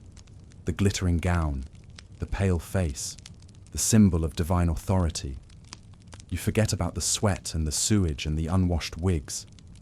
You see what she wants you to see. And in that moment, you understand. This is how it worked. This is how she did it. Not by being clean, but by making you forget to care about cleanliness. By overwhelming your senses with something stronger than truth. By performing power so convincingly that the smell became irrelevant. She made you believe. Made you see the Queen, not the woman. And that belief, that willing suspension of your own senses, is what let her rule. It's a magic trick. Misdirection. Make them look at the crown so they don't notice the smell. And it worked. For decades, it worked. Until she died, and the illusion died with her. But the memory remains. Not the smell. We can't smell the past, thankfully. But the image. The carefully constructed, relentlessly maintained, absolutely untrue image of perfection. That's what history remembers. The lie that was so well performed, it became truth. And maybe that's okay. Maybe that's how legends work. They take the messy reality and polish it until it shines. They remove the sweat stains and the bad breath and the sewage problems.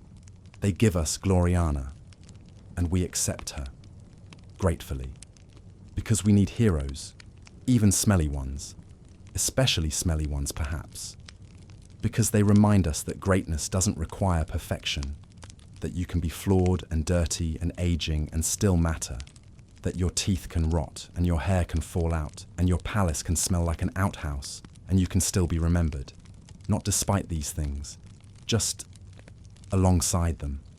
Elizabeth was great and gross, historical and horrifying, powerful and pungent. All of it was true, all of it was her, and now you know. You know what the textbooks don't tell you, what the portraits don't show. You know that behind every great figure in history is a person, a sweaty, smelly, imperfect person, doing their best with the tools they had, which in Elizabeth's case was mostly perfume and denial. But it was enough. Somehow, it was enough. So sleep now. Rest your clean, well-bathed body on your freshly washed sheets. Be grateful for running water and soap and modern dentistry. Be grateful you don't have to stuff lavender in your clothes to cover the smell of not bathing. Be grateful your toilet flushes and your drains work, and your palace doesn't occasionally fill with sewage. Be grateful for all the small miracles of modern hygiene. And maybe, just maybe, be a little kinder to yourself about your own imperfections. Because if Elizabeth could rule an empire while smelling like a perfume-soaked rug that had been left in the rain, you can handle whatever small embarrassments your body throws at you. You're doing fine, even if you're not divine. Even if you're just human, like Elizabeth. like all of us. Messy, smelly, imperfect humans, trying our best, making it work, and occasionally, against all odds, making history. Good night, sleep well, and maybe take a shower in the morning, just because you can.